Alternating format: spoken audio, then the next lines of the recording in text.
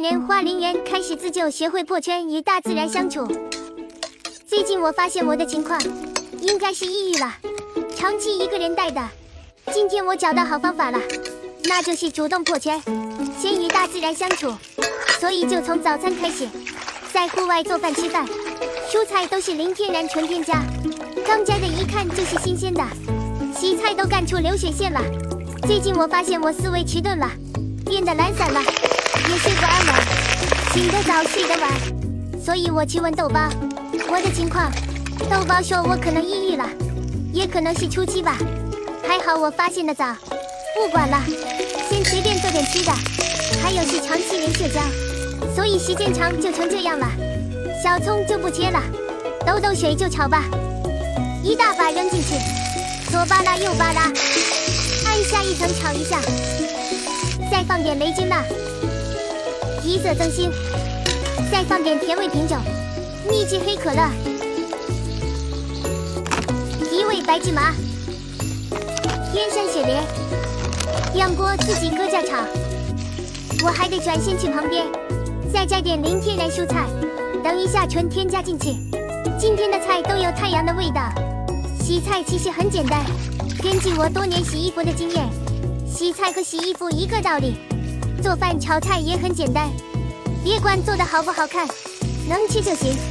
我的好朋友李白曾经没说过，菜是做来吃的，不是做来看的。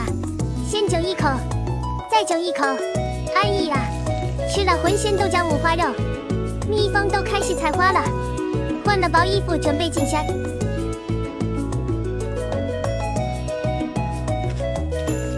在油菜花里臭美一下，再臭美一下，油菜花还是好看，与大自然亲近。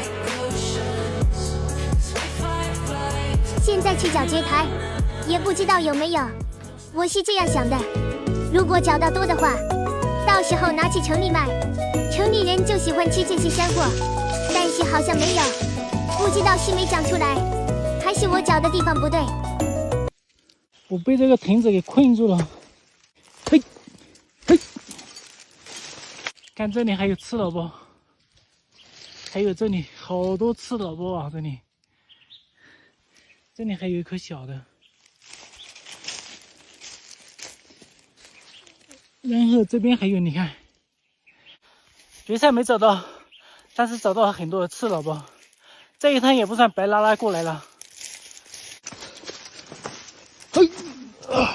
看，我发现了好多野菜啊！这个野菜拿去下火锅，非常安逸啊！挖不完，根本挖不完。你看，还有好多胡草啊！这个胡草拿去做胡草包包，也是安逸啊！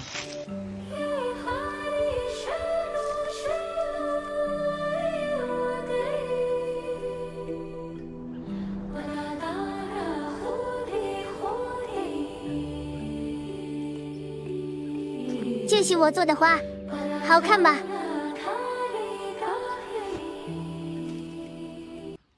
回家来了，拿水瓢舀水或凉水喝，放甜米酒，这个凉水很解口。白糖，搅转搅转再搅转。